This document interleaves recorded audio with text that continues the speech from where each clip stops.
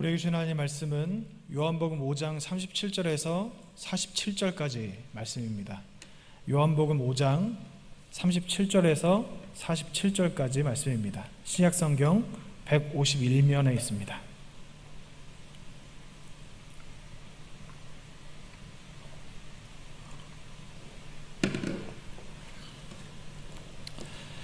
저와 여러분이 교독하겠습니다. 또한 나를 보내신 아버지께서 친히 나를 위하여 증언하셨느니라. 너희는 아무 때에도 그 음성을 듣지 못하였고 그 형상을 보지 못하였으며 아니하니 이는 그가 보내신 이를 믿지 아니함이라. 너희가 성경에서 영생을 얻는 줄 생각하고 성경을 연구하거니와 이 성경이 곧 내게 대하여 증언하는 것이니라. 그러나 너희가 영생을 얻기 위하여 내게 오기를 원하지 아니하는도다. 나는 사람에게서 영광을 취하지 아니하노라. 다만 하나님을 사랑하는 것이 너희 속에 없음을 알았노라. 나는 내 아버지의 이름으로 왔음에 너희가 영접하지 아니하나 만일 다른 사람이 자기 이름으로 오면 영접하리라. 너희가 서로 영광을 취하고 유일하신 하나님께로부터 오는 영광은 구하지 아니하니 어찌 나를 믿을 수 있느냐. 내가 너희를 아버지께 고발할까 생각하지 말라. 너희를 고발하는 이가 있으니 곧 너희가 바라는 자 모세니라. 그것을 믿었다면 또 나를 믿었으리니 이는 내가 내게 대하여 기록하였습니다. 함께 봅니다. 그러나 그의 글도 믿지 아니하거든 어찌 내 말을 믿겠느냐 하시니라. 아멘. 어제 갑자기 결정이 돼서 우리가 이렇게 예배 자리에 또 나오지 못하게 되는 상황이 됐습니다. 지금 여기에 몇 분이 나와 계신지 여러분들은 아시지 못하시겠지만 하나님께서 이 예배를 함께 받으실 것으로 그렇게 생각해 믿어 의심치 않습니다. 오늘 이 말씀을 통해서 우리가 예수님께서 우리에게 말씀하시는 두 가지 부류의 사람, 설교 제목과 같이 종교인과 그리스도인에 대해서 말씀하셨는데 이 말씀을 통해 우리가 우리의 모습을 점검해 보는 그런 시간이 되길 원합니다. 예수님께서 베데스다에서 38해 된 병자를 고쳐주셨습니다. 유대인들은 예수님께서 이 병자를 고치신 것으로 말미암아 그 트집 잡기 좋아하는 그들에게 아주 좋은 빌미가 되었고 예수님을 어떻게 해서든지 좀 처벌해 보려고 호시탐탐 노리고 있던 차에 예수님이 딱 걸리시게 된 겁니다. 예수님께서 이 병자를 고치시던 그날이 바로 안식일이었고 당시 유대인들이 지키던 율법 중에 안식일에는 아무 일도 할 수 없다고 기록되어 있던 그 율법에 배치가 되는 예수님의 그런 행동이셨기 때문에 그들은 이것을 빌미로 예수님을 어떻게 해서든지 해하려고 하고 있는 그런 상황입니다. 그런 그들에게 예수님께서 말씀을 하시는 겁니다.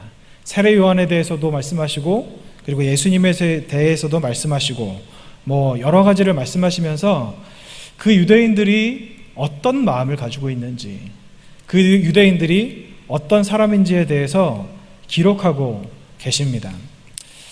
예수님께서는 이 유대인들의 입장에서 볼 때 어떠셨냐면 요즘으로 치면 이단이에요.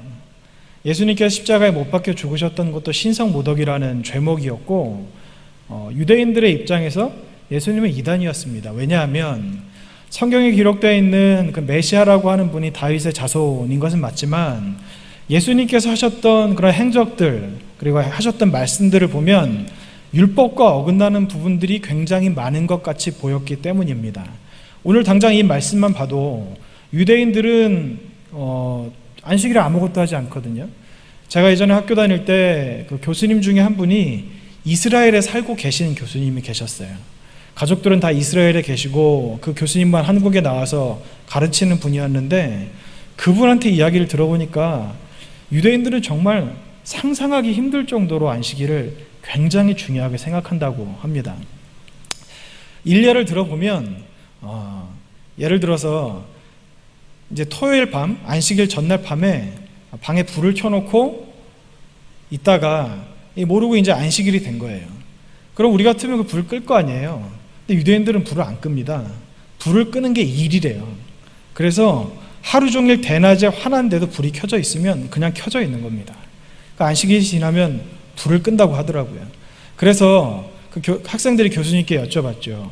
그게 유대인들의 일반적인 모습이냐고 여쭤봤더니 그렇다는 거예요. 정통 유대인들은 그것보다 더 심하답니다. 집 밖으로 나오는 것도 일이기 때문에 집 밖으로 안 나오는 것뿐만 아니라 그들 스스로 정하고 있는 규칙이 뭐가 있는지 아세요? 집안에서 하루에 걸을 수 있는 걸음 수가 정해져 있답니다. 몇 보 이상 걸으면 안 된대요. 집에서 걸어봤자 얼마나 걸을까요? 집이 커봤자 얼마나 크겠습니까? 그런데 그 조그마한 집에서 움직이는 것조차도 하나님께서 일이라고 하셨기 때문에 그것을 지키기 위해서 굉장한 열심을 가졌던 유대인들, 그때가 지금이 더 유대인들이 열심히 있을까요? 아니면 예수님께서 계셨던 그때 유대인들이 더 열심을 가졌을까요? 아마 그때가 훨씬 더 열심을 가지고 있었을 겁니다. 몇 배는 더 가지고 있었겠죠. 그런 유대인들의 입장에서 볼 때 예수님이 하는 일은 말이 안 되는 거예요. 자기들은 유대일 안식일을 지키기 위해서 그 안식일 전날에 음식도 다 준비해 놓고, 그리고 등불도 안식일에 끄지 못하니까 미리 다 꺼놓고 막 다 준비를 해놓고 그러는데, 예수님이라고 하는 분은 안식일에 병을 고치질 않나, 그리고 예수의 제자라고 하는 사람들은 길에 다니면서 그 밭에 있는 곡식을 주워 먹지 않나, 별의별 일을 다 하는 겁니다. 그러니까 유대인들이 중요하게 생각했던 안식일, 그 안식일을 범했던 예수님, 그리고 예수님께서 말씀하셨던 그 성전을 헐고 3일 만에 다시 세우겠다고 말씀하신, 이건 거의 신성모독이거든요. 그런 유대인들의 입장에서 볼 때 예수님은 이단이었어요. 요즘 우리가 생각하는 그 신천지 같은 이단과 다르지 않았다는 겁니다. 우리가 예수님을 신천지 같은 이단이라고 말하면 굉장히 좀 뭔가 예수님께 죄송하고 그렇게 해서는 안 될 것 같이 생각하지만, 여러분, 당시 예수님은요, 요즘 우리 세대의 신천지보다 훨씬 더 심각한 이단으로 유대인들은 받아들였습니다. 요즘 신천지가 그렇게 심하다고 해서 신천지 교인들 감옥에 안 가잖아요. 그들이 어떤 처벌을 받습니까? 이번에 그 코로나 사태가 터지고 나서 사회적으로 그들이 지탄을 받고 이만희라고 하는 그 사람이 구속이 되니 많이 이런 이야기가 있었지만, 그런 사태가 없었다면 그들은 별로 그렇게 사회적으로 문제가 없이 계속해서 그들의 신앙생활을 했을 것입니다. 근데 예수님은 어떠셨습니까? 이단이라는 이유로 죽임을 당하셨어요. 그리고 예수님의 12 제자들 중에 사도 요한 빼고 나머지 11 제자는 다 이단이라는 이유로 죽임을 당했습니다. 목베임을 당하고 불에 태워지고 온갖 수모를 겪으면서 그렇게 아주 비참하게 죽임을 당했습니다. 근데 예수님께서는 유대인들의 입장에서 말씀을 드리겠습니다. 예수님이 유대인들의 입장에서 이단인데, 지금 오늘 이 말씀을 보면 예수님이 적반하장인 거예요. 예수님이 어떤 교리를 어겨서 유대인들이 그것 가지고 이야기를 하는데, 예수님이 이것을 성경의 다른 구절로 이거 이렇기 때문에 너희들이 틀렸어, 이렇게 말씀하시는 스스로의 변론을 하시는 게 아니라, 나는 틀린 게 없어, 니네가 잘못된 거야, 너희들이 지키고 있는 율법을 잘못 생각하고 있는 거야, 너희가 그렇게 열심히 지키는 율법이 하나님의 뜻이 아니야, 이렇게 말씀을 하고 계시다는 겁니다. 여러분, 유대인들의 입장에서 예수님이 얼마나 미웠을까요? 정말 얼마나 미웠을까요? 예수님께서는 유대인들에게 그런 미움을 당할 것을 알고 계심에도 불구하고 그렇게 좀 요즘에 봐도 너무 세다, 좀 이해하기 힘들 만큼 너무 세게 말씀하신다는 그런 언행을 멈추지 않으셨습니다. 예수님께서 이 유대인들에게 몇 가지 말씀을 하셨는데, 유대인들조차 따랐던 세례 요한, 그리고 예수님에 대해 말씀하시면서 그 세례 요한과 예수님을 빗대서 유대인들의 정체가 무엇인지를 말씀하셨어요.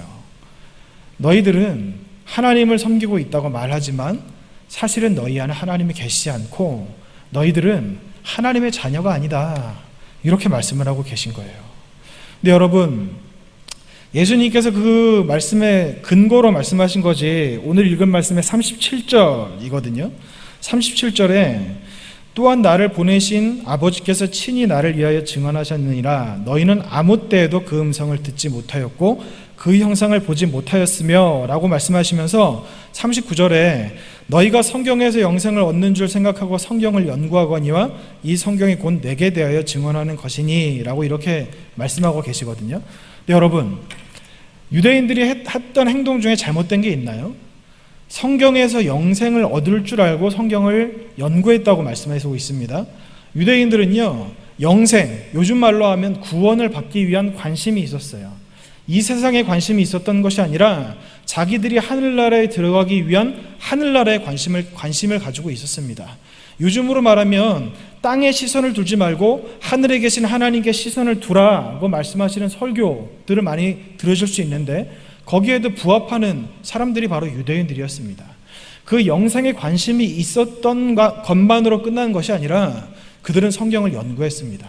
여기서는 연구라는 말로 좀 이렇게 의미가 퇴색되어 있는데, 개역 개정판이 아닌 개역 한글판에 보면 성경을 상고하거니와 라고 이렇게 기록되어 있거든요. 연구와 상고는 그 깊이와 무게가 굉장히 많이 다릅니다. 그들이 영생을 얻기 위해서 성경을 상고했는데 얼마나 열심히 상고했는지를 알 수 있는 부분이라고 할 수 있는 겁니다. 단순히 내가 잠깐 하늘나라에 시선을 두고 내가 하늘나라 가고 싶다 생각했던 것이 아니라, 상고라는 것은 밤낮 없이 연구한다는 얘기거든요. 그러니까 학자들이 학문을 연구하는데 매진하는 것 같이 성경에 매진했다는 겁니다. 그 이유가 영생을 얻기 위해서. 이게 유대인들이 한 잘못인가요? 예수님께서는 너희가 영생을 얻을 줄 알고 성경을 연구하거니와 이 성경은 곧 나에 대해 증언하는 것이니라 이렇게 말씀하고 계십니다. 그럼 여러분, 예수님께서 왜 이렇게 말씀하시는지에 대해서 알기 위해 성경을 왜 기록하셨는지를 먼저 알아보았으면 합니다. 우리가 알고 있는 성경의 기록 목적이 무엇입니까? 여러분 알고 계신 성경의 기록 목적이 뭐라고 생각하세요? 많은 분들이 생각하시기를 그 디모데후서 말씀을 많이 떠오르세요. 디모데후서 3장 15절에서 17절까지의 말씀을 함께 보겠습니다. 또 어려서부터 성경을 알았나니 성경은 능히 너로 하여금 그리스도 예수 안에 있는 믿음으로 말미암아 구원에 이르는 지혜가 있게 하느니라. 모든 성경은 하나님의 감동으로 된 것으로 교훈과 책망과 바르게 함과 의로 교육하기에 유익하니 이는 하나님의 사람으로 온전하게 하며 모든 선한 일을 행할 능력을 갖추게 하려 함이라. 이렇게 말씀하고 계신데, 우리들은 흔히 이 성경의 기록 목적을 이 디모데후서 3장 15절에서 17절까지의 말씀 중에 16절에 포커스를 많이 맞추는 경우가 있습니다. 16절에 이렇게 기록되어 있죠. 모든 성경은 하나님의 감동으로 된 것으로 교훈과 책망과 바르게 함과 의로 교육하기에 유익하니 라고 이렇게 말씀하고 계신데, 이게 맞죠. 근데 여러분, 성경의 진짜 기록 목적은요, 15절 말씀 다시 한번 띄워주시겠어요? 여기 그 연두색으로 표시되어 있는 그리스도 예수 안에 있는 믿음으로 말미암아 구원에 이르는 지혜가 있게 하느니라, 이게 성경의 기록 목적입니다. 그리고 이 성경의 기록 목적, 이 목적을 이루기 위해서 16절이 있는 거예요. 하나님의 감동으로 됐고 교훈과 책망과 바르게 함과 의로 교육하기에 유익하니, 그래서 17절에 이는 하나님의 사람으로 온전하게 하며 모든 선한 일을 행할 능력을 갖추게 하려 함이라. 성경은요, 예수님께서 이 땅에 왜 오셨는지에 대해서 기록되어 있는 책입니다. 한 군데 말씀을 더 보겠습니다. 요한복음 5장 46절, 오늘 읽었던 말씀입니다. 모세를 믿었더라면 또 나를 믿었으리니 이는 그가 내게 대하여 기록하였음이라. 모세오경에 예수님의 이름이 나오나요? 안 나옵니다. 모세오경은요, 이스라엘 백성들이 12살이 되기 전에 다 읽고 외워야 되는 토라예요. 창세기부터 출애굽기, 레위기, 신명기 이 말씀을 통해서 이스라엘 백성들이 하나님을 알아간다고 하는데, 모세가 기록한 성경에 예수님의 이름이 등장하지 않지만 이 모세오경이 예수님에 대해 기록한 거라고 예수님께서 말씀하고 계시는 겁니다. 성경에 나와 있는 인물들의 모든 행적이 성경에 다 기록되어 있지 않듯이, 그리고 예수님의 모든 행적이 성경에 기록되어 있지 않듯이, 이 그렇게 기록되어 있지 않은 이유는 구원과 관련된 예수님의 기적 그리고 말씀만 기록되어 있는 것이고, 그리고 성경에 나와 있는 모든 인물들도 그들이 행했던 일들과 말들 중에 우리의 구원과 관련 있는, 그러니까 우리가 구원받는 지혜를 얻게 할 수 있는 그것만 기록되어 있습니다. 성경의 기록 목적은 영생을 위해서입니다. 우리들의 구원을 위해서입니다. 그런 의미에서 볼 때 이스라엘, 그 유대인들은 성경의 기록 목적을 정확히 알고 있었습니다. 영생을 얻을 줄 알고 성경을 연구했습니다. 성경을 연구하면 우리가 영생을 얻을 수 있다. 성경을 연구하면 우리가 구원을 받을 수 있다. 그들은 잘 알고 있었고, 그리고 거기에 자기들이 알고 있는 것에 따라서 살았습니다. 근데 여러분, 예수님께서 이 유대인들이 성경을 통해 영생을 얻으려고 하는 것도 알고 계셨고, 그리고 이 성경을 연구하는 것을 통해서 영생을 얻는다는 것을 알고 있어서, 그래서 그들이 아주 연구하고 성경에 매진했다는 것을 알고 계셨음에도 그들에 대해서 그렇게 말씀하셨던 이유는 무엇이냐면, 오늘 읽은 말씀 42절입니다. 다만 하나님을 사랑하는 것이 너희 속에 없음을 알았노라, 이렇게 말씀하고 계신데요, 유대인들은요, 우리들의 구원을 위해서 기록된 이 성경을 연구하는 것을 통해서 구원의 길로 들어설 수 있다는 것을 알고 있었습니다. 그리고 그들은 평생에 자기들의 소원을 이 성경 연구를 통한 하나님 나라에 들어가는 그 천국 입성의 소원이라고, 그 평생 소원을 천국 입성이라고 할 수 있습니다. 그들이 그렇게 자기들이 알고 있는 대로 살았는데, 예수님께서 그들에 대해서 내리셨던 평가는 너희들은 영생을 받지 못할 것이다, 이렇게 말씀을 하고 계신 거예요. 유대인들에게는 율법책이 다였거든요. 율법책에서 나온 634가지의 그 율법들이 다였습니다. 영생을 받기 위해서, 구원을 얻기 위해서 그들이 목숨같이 여겼던 것이 바로 율법책입니다. 그들은 그것을 통해서 영생을 얻으려 했지만, 예수님께서는 그들이 하고 있는 그 일이 허위다, 아무것도 아니다, 그렇게 말씀하시면서 너희 속에 하나님을 사랑하는 것이 없음을 알았다, 이것을 이유로 너희들은 영생을 받지 못하게 될 것이다, 이렇게 말씀하고 계신 겁니다. 이 말씀을 통해서 우리가 알 수 있는 것은 구원의 조건은 하나님 사랑입니다. 다른 것이 아니라고 예수님께서 말씀하고 계신 거예요. 이스라엘 그 유대인들의 열심, 지금 이 땅에 살고 있는 어떤 사람도 당시 그 이스라엘 유대인들의 열심을 따라갈 수는 없을 겁니다. 아무리 열심을 가지고 있어도 그 하나님을 사랑하는 것이 없으면 영생을 받지 못하게 된다고 예수님께서 말씀하고 계신 겁니다. 근데 제가 이 말씀을 준비하면서 한 가지 들었던 의문이 있어요. 그게 뭐냐면요,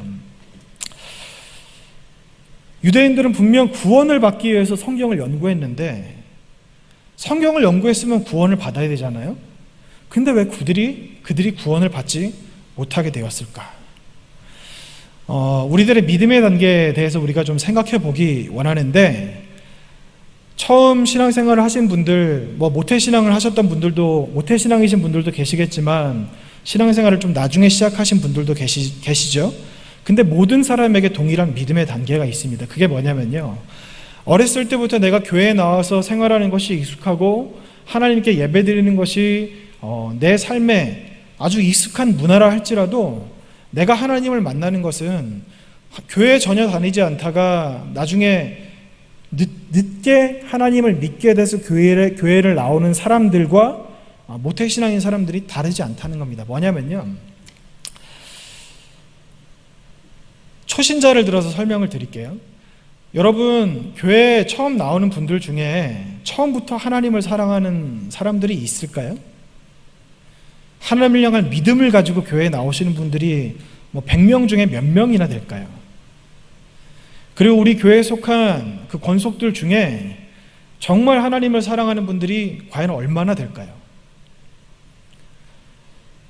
그러니까 제가 드리고자 하는 말씀은 뭐냐면, 교회에 처음 나오게 되는 것은요, 처음부터 하나님을 사랑하는 그 사랑, 그리고 하나님을 향한 믿음, 이것을 가지고 신앙생활하는 게 아니라는 겁니다.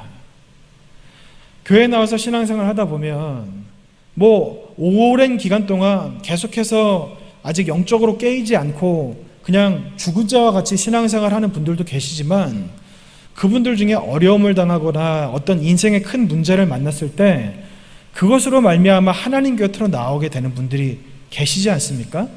그런 과정을 거치지 않고는 하나님을 인격적으로 만날 수 있는 기회가 사실은 없다고 봐도 무방합니다. 왜냐하면 우리가 교회에 나와서 아무리 신앙생활이라고 하는 것을 열심히 한다고 해도 사랑, 하나님을 향한 사랑과 믿음은 하나님과의 교제 안에서만 비로소 가능한 것이기 때문입니다. 하나님께서는 육신에 사는 우리들을 하나님이 영이신 하나님께로 부르시기 위해서 육신의 어려움을 허락하세요. 인간관계의 어려움이나 물질의 어려움이나 건강의 어려움, 이 육신의 어려움을 허락하셔서 그 사람이 하나님 곁으로 나아오게 하십니다. 나와서 하나님 앞에 기도하고, 기도라면 하나님께서 그 자녀가 울면서 기도하는데 그 기도를 들어주시죠. 근데 하나님께서 정말로 원하시는 것은 뭐냐면요, 자녀가 나와서 울며 기도하는 것, 그래서 하나님께서 기도에 응답해 주시는 것, 이게 아니라 이것을 통해서 육에 속해 있던 그 사람이 영이신 하나님을 알고 영의 단계로 넘어오는 것, 영의 단계로 뛰어오르는 것을 원하시는 것이 바로 하나님의 뜻입니다. 자, 여러분과 나중에 그 말씀을 나눌 기회 때 이 말씀을 드리기 원하는데, 시편 말씀에도 우리가 고난당하는 것이 유익하다고 기록이 되어 있는데, 우리 삶에 오는 모든 문제들은 하나님께서 허락하신 것이고, 지금 이 전 세계를 덮치고 있는 이 전염병조차도 하나님께서 허락하신 겁니다. 하나님께서 우리에게 어려움을 허락하신 이유는 딱 하나입니다. 뭐냐면요, 구원을 위해서입니다. 개인의 구원, 그리고 교회의 구원, 가정의 구원, 사회의 구원을 위해서 하나님께서 허락하시는 것이고, 이렇게 된 게 속상하죠. 아니, 정부가 뭔데 교회에 나와서 예배 드리는 것을 드리라 말라고 합니까? 정부가 하는 일들이 좀 너무 과하다 싶은 생각이 들죠. 근데 우린 여기서 속상하는 것으로 끝날 것이 아니라, 하나님께서 왜 우리에게 이것을 허락하셨을까? 그것은 우리의 구원을 위해서인데, 이게 구원을 위해서라고 생각을 한다면 좀 말이 안 되는 게 있어요. 뭐냐면, 이 일을 통해서 우리 성도들 중에 교회를 안 나오게 되는 분들이 생기잖아요. 제가 휴가를 갔을 때 부산에 있는 한 교회 이야기를 들었는데, 아주 큰 교회예요.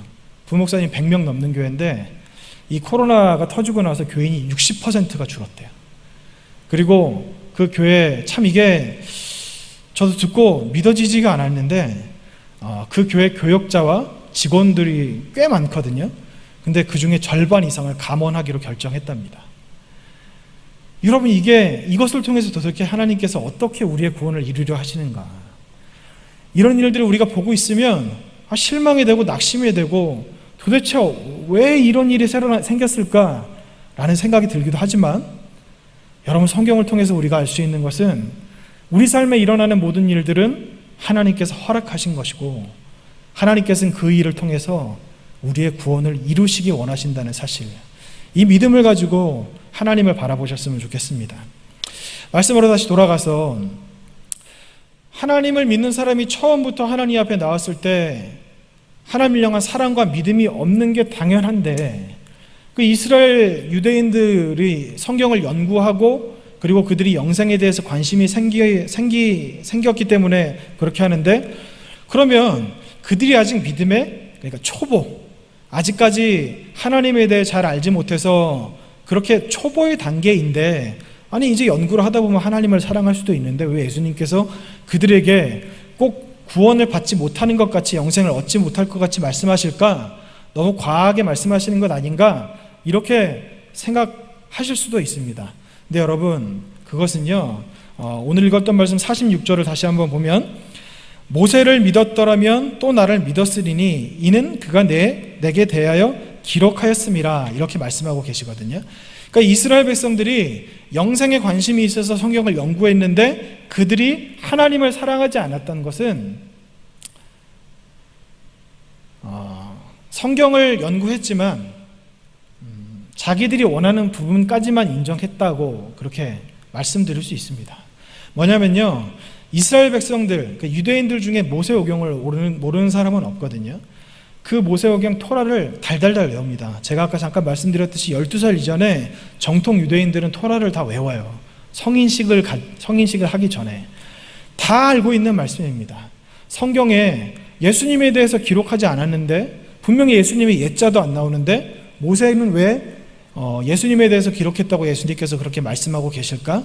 그것은 뭐냐면요, 하나님께서 이 모세오경을 그들이 연구하고 하나님을 정말로 바란다면 이 모세오경, 예수님의 예자도 나와 있지 않은 이 말씀을 통해서 하나님께서 그들에게 직접 눈으로 보이시고 귀로 들리시게 하신다고 그렇게 오늘 말씀에서 말씀하고 계십니다.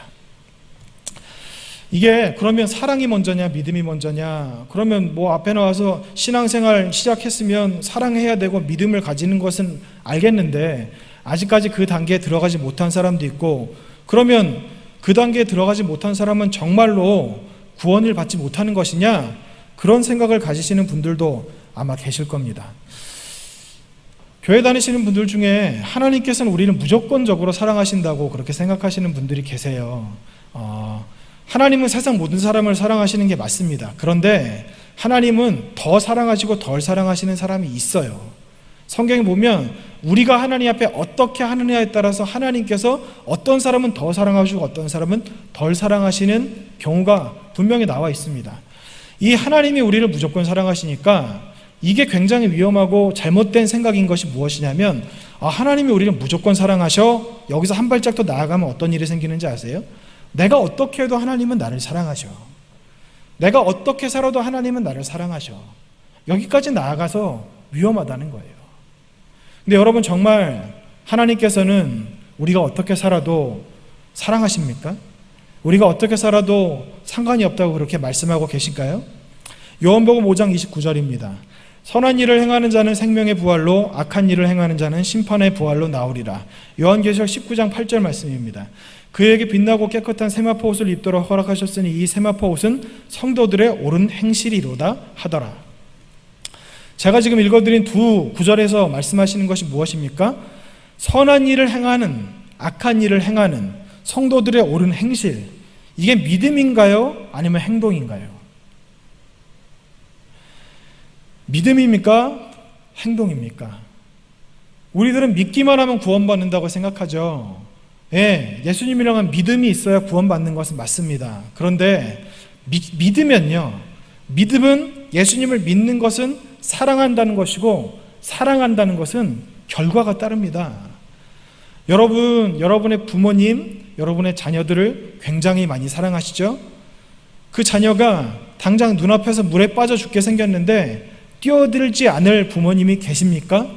사랑하는 사람이 눈앞에서 물에 빠져서 허우적대는데 뭐 어떻게 살아나오겠지, 강하게 커야 돼, 그러면서 알아서 살아나와, 이렇게 이야기하실 분들이 계십니까?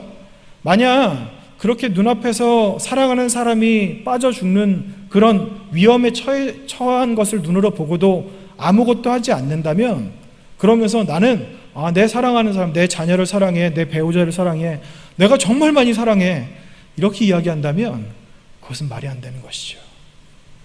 예수님께서 여기서 말씀하시는 것은 무엇이냐면 이겁니다. 너희가 성경에서 영생을 얻을 줄로 알고 성경을 연구했다면, 정말로 제대로 연구했다면 하나님께서 너희들에게 나를 보이셨을 것이다. 그러니까 예수님을 보이셨을 것이다. 그러면 너희가 성경을 통해서 예수 그리스도인 나를 봤다면 너희들은 나를 사랑하고 하나님을 사랑하게 될 수밖에 없을 것이다. 이렇게 말씀하고 계신 거예요. 이 말씀을 오해하면 이렇게 들리실 수도 있어요. 아니, 그러면 믿음으로 구원받는다 그랬는데 행위도 같이 따라야 되는 건가? 그렇게 생각하시는 분들도 계실 텐데요. 여러분, 우리는 믿음으로 구원받지만 행위로 심판받습니다. 믿음으로 구원받고 행위로 심판받아요. 예수님께서도 말씀하셨고, 그리고 수많은 선지자들, 그리고 사도들을 통하여서 하나님께서 일관적으로 말씀하셨던 것은 무엇이냐면, 그 행실에 따라 하나님께서 보응하신다고 말씀하고 계십니다. 그 행한 대로 갚으시리라 이렇게 말씀하고 계신 것이죠. 출애굽기 21장 5절에 6절 말씀입니다. 만일 종이 분명히 말하기를 내가 상전과 내 처자를 사랑하니 나가서 자유인이 되지 않겠노라 하면 상전이 그를 데리고 재판장에로 갈 것이요 또 그를 문이나 문설주 앞으로 데리고 나가서 그것에다가 손곳으로 그 귀를 뚫을 것이라. 그는 종신토록 그 상전을 섬기리라. 요한복음 15장 13절에서 14절 현대인의 성경입니다. 친구를 위해 자기 목숨을 버린다면 이보다 더 큰 사랑은 없다. 내가 명령하는 것을 너희가 실천하면 너희는 바로 내 친구이다. 정말로 우리가 하나님을 믿는다면, 우리가 정말로 하나님을 사랑한다면 우리가 해야 될 것은 뭐냐면 희생이 따르는 겁니다. 하나님을 사랑한다고 말로는 하는데, 입으로는 하는데 하나님을 위해서 우리가 우리의 것 아무것도 내려놓지 않으려고 한다면, 내가 즐기고자 하는 것 다 즐기고 내가 하고 싶은 것 다 하고 내가 필요할 때만 하나님을 찾는다면, 물론 그 사람이 그 상태로 계속 살다가 죽게 된다면 하늘나라에 들어가지 않겠지만 하나님께서 그 사람에게 은혜를 주셔서 그 믿음이 다시 한번 하나님 앞에 성장되면 천국에 들어갈 수는 있을 겁니다. 근데 여러분, 제가 이 설교를 준비하면서 이 종교인과 그리스도인이라는 제목으로 책을 찾아보니까 정말 많아요. 이런 주제로 책이 정말로 많습니다. 왜 이런 주제로 계속해서 책이 나올까요?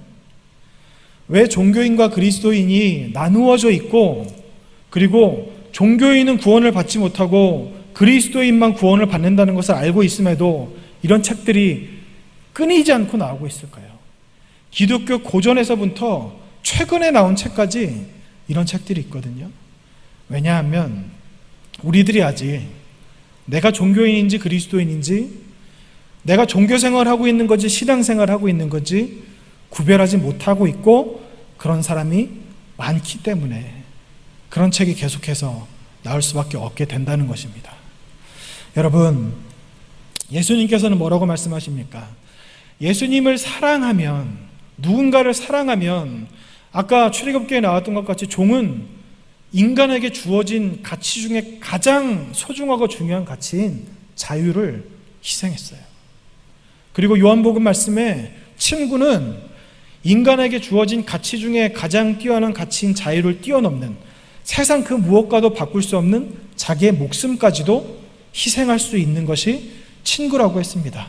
왜? 사랑하니까. 사랑하니까 그렇게 할 수 있다고 말씀하고 계시거든요. 예수님께서 이 종교인들, 유대인들에게 너희 안에 하나님을 사랑하는 것이 없는 줄을 내가 알았노라고 말씀하셨던 것은 그들이 하나님을 사랑하지 않았다고 말씀하신 것인데, 그들은 종교적으로 굉장한 열심을 가지고 있었던 사람들이죠. 율법을 지켰고 말씀을 상고했고 헌금을 했고 금식을 했던 사람들입니다. 요즘으로 치면 교회 하나 나와서 예배드리고 봉사하고 직분받고 11조 빼먹지 않고 헌금도 많이 드리는, 평생 신앙생활한 그런 사람들이라는 겁니다. 그런데 그런 모습만 가지고는 이 사람이 구원을 받을 수 있는지 받을 수 없는지 알 수가 없다는 거예요. 내가 그런 종교적으로 열심을 가지고 있다고 해서 구원을 받는 것이 아닌데, 그러면 내가 구원을 받을 수 있는지 받을 수 없는지를 알 수 있는 것은 스스로 아실 수 있을 거예요. 내가 하나님을 사랑하는가?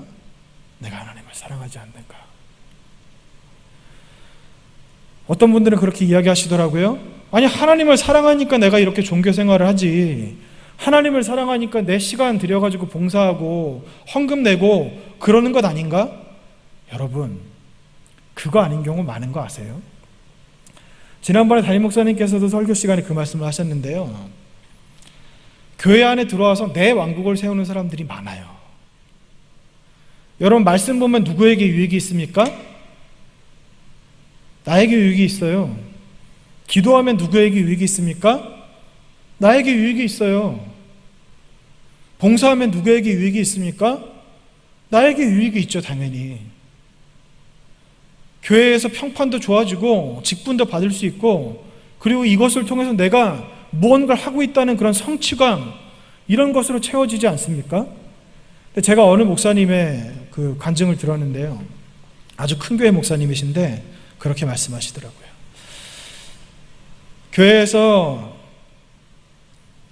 교인들 중에 이제 자녀들이 신학을 하고 이 자녀가 그 큰 교회인 그 본 교회에서 사역을 하게 되면 그 가족들이 굉장히 그 목사님에 대해서 더 이렇게 조심하고 목사님밖에 없습니다. 목사님 참 말씀 좋습니다. 목사님 참 존경합니다. 이렇게 이야기를 하시는데요.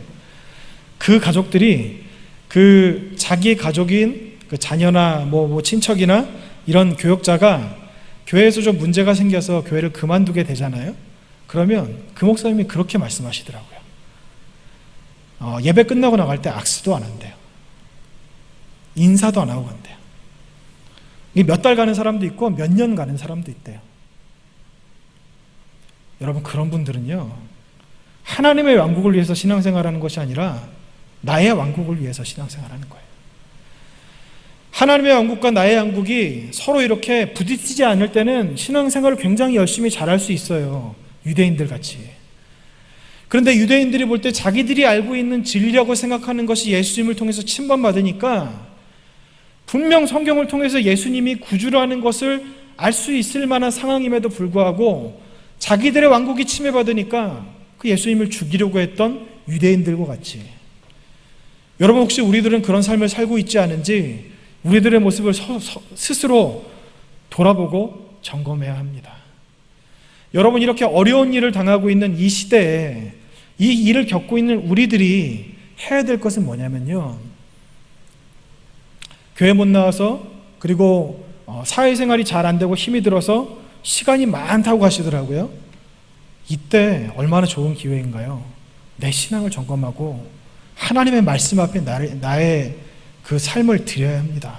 엎드리고 하나님 앞에 기도하고, 오직 기도와 말씀으로 거룩해진다고 하나님께서 말씀하셨으니까 이 일을 통해서 우리가 우리 개인의 신앙을 돌아보는 시간이 되어야 합니다.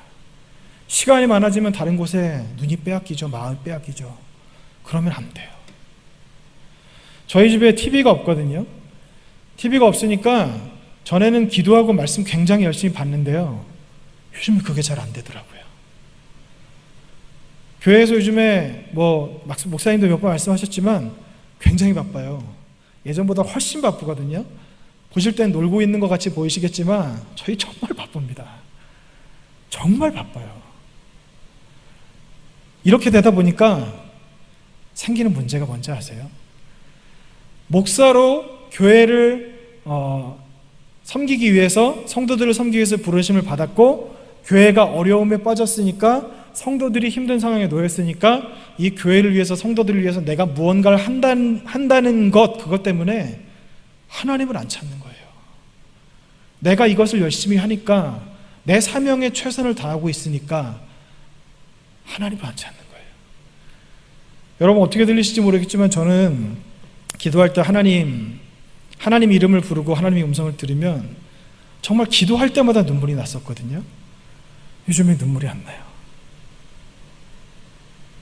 정말 사랑한다면 하나님께서 우리에게 원하시는 사랑은 그냥 부모 자식 간에 평소에 이렇게 있는 그런 사랑이 아니라, 예수님께서 그리고 하나님께서 사랑에 대해서 극단적으로 표현하셨잖아요. 종이 자유를 포기할 만큼, 친구가 생명을 포기할 만큼 사랑은 그래야 된다. 우리가 처음 우리 사랑하는 사람을 만났을 때 정말 그 사람을 보고 싶어서 어떻게 해야 될지를 몰라서 하루가 멀다 하고 만났던, 그리고 연애할 때 그 기억을 짚어보면서, 우리가 처음 우리의 자녀가 태어났을 때 그 자녀를 보고 싶어가지고 직장에 나가서도 눈앞에 아른거리고 어떻게 뭐 하나라도 더 해줄 게 없을까, 그런 마음을 가졌던 그 사랑과 같이, 왜 우리들은 하나님을 이렇게 사랑하지 못하는가? 왜 우리들은 사랑이라는 것에 익숙해지고 하나님은 우리를 변함없이 사랑하시는데 왜 우리는 하나님을 위해서 무언가를 하고 있다는 그것에 위안을 얻으며 정작 하나님께는 관심이 없는가? 왜 하나님이 빠진 자리에 예배만 남아있고, 왜 하나님이 듣지 않으시는 그 자리에 기도만 남아있고, 왜 하나님께서 받으시지 않은 그 찬양이라고 하는 것에, 그 가사에 내 감정을 소비하면서 위안을 얻고 있지는 않은가? 여러분, 제가 여러분들에게 단도직입적으로 여쭙겠습니다. 여러분은 종교인이십니까? 그리스도인이십니까? 여러분은 종교 생활을 하시고 계십니까? 아니면 하나님을 사랑하는 마음에 이 교회를 섬기고 계십니까? 여러분이 열심히 한다고 해서 그것이 하나님을 사랑하는 것은 아닙니다. 하나님이 빠진 자리에 예배가 있을 수 있고, 하나님이 빠진 자리에 기도가 있을 수 있고, 하나님이 빠진 자리에 찬양이 있을 수 있고, 하나님이 빠진 자리에 봉사가 있을 수 있고, 하나님이 빠진 자리에 헌신이 얼마든지 있을 수 있다고 성경은 오늘 말씀을 통해서 우리에게 증언하고 계십니다. 부디 우리 모두가 하나님 사랑하는 그 첫사랑을 회복하는, 제가 회복하고 그리고 여러분들이 회복하는, 그래서 이 일을 통해서 개인의 신앙이 더욱더 하나님 앞에 깊어지고 성장하고, 가정이 하나가 돼서 하나님을 온전하게 섬기는 가정이 교회인 그 가정이 되고, 그리고 내 주위에 내가 영향력을 미칠 수 있는 그 사람들에게 예수님을 전할 수 있는 우리 모두가 되시기 원합니다.